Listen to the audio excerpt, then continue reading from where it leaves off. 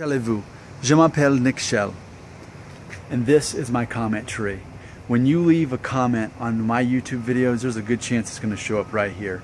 And it's always a fun surprise. We never know what we're going to get, and we're never going to know where that comment leads us. But let's take a look at a video. Actually, I uploaded this video this morning.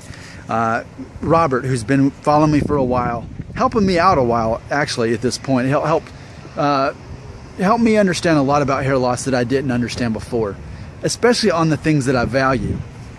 And it's interesting because I think that's where we're headed with this video and this comment here. But regarding the 5 signs of inner peace despite hair loss, Robert says, quote, "Those are good. You used to try and convert others to your belief system, I'd say. Perhaps you disagree, but you definitely have done some growing in that regard. Also, if you're obsessing all the time about hair loss, you probably don't have inner peace," end quote.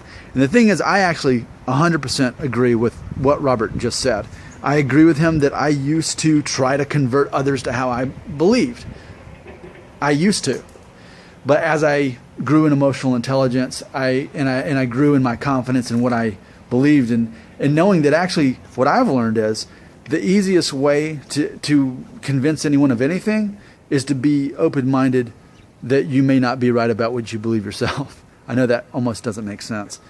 But if you try to force a belief on someone, they're not going to be open-minded to you. But when you leave things open-minded and present it as a theory, they can always try to debunk it, but at least maybe they'll be open-minded to what you have to say. And I think that overall theme is a major point on how I've advanced in this YouTube channel. And then he says, also, if you're obsessing all the time about your hair loss, you probably don't have inner peace. And I agree. And I think that's probably the overall theme of that video itself about the 5 signs. If you're obsessing over it, you probably don't have inner peace.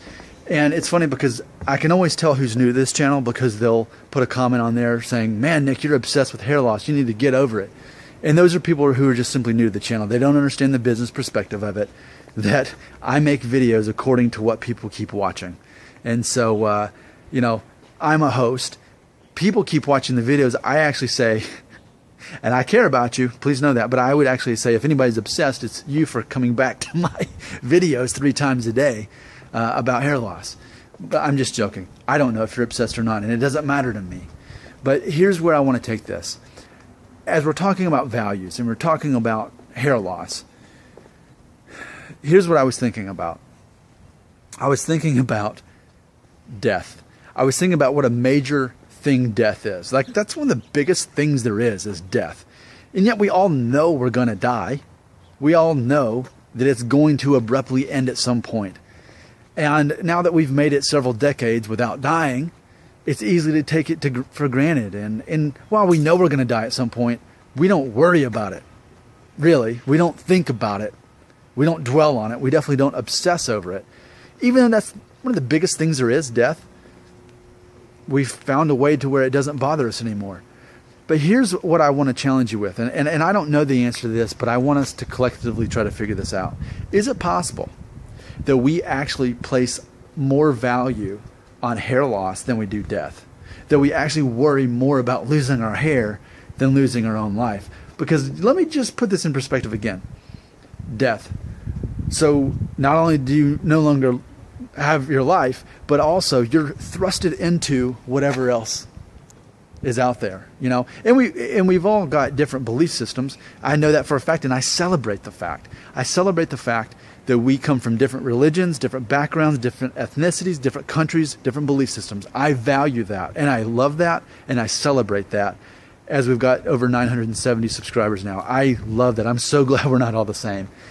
And with that being said, some of us are religious, like me. I have an absolute religious belief system that dictates how, I don't want to say dictate, but ultimately guides my life on how I live and what I think happens when we die, what happens next, right?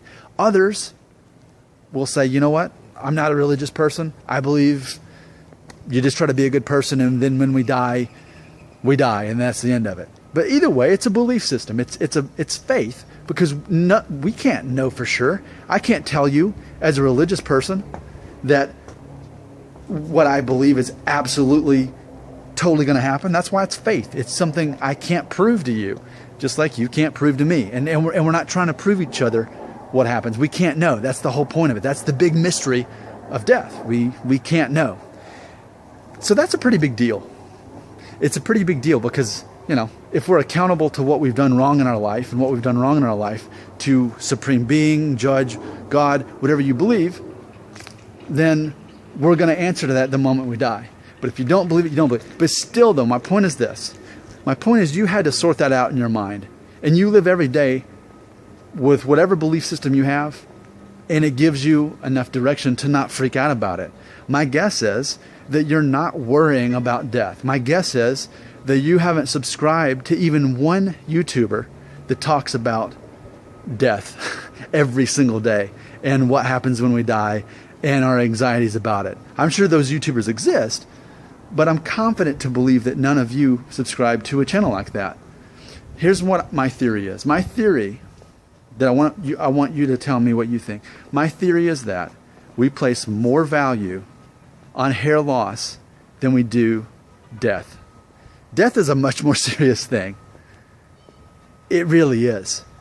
Hair loss is not. And I'm not downplaying the fact that hair loss definitely has an effect over us. It does. But it's just funny to me. And you've probably seen too those studies where it talks about people's biggest fears in life, and like public speaking is always at the top of the list and like death is below it. And it is funny though. It's in theory you'd almost think that death would be one of the biggest fears that people have, but it's not.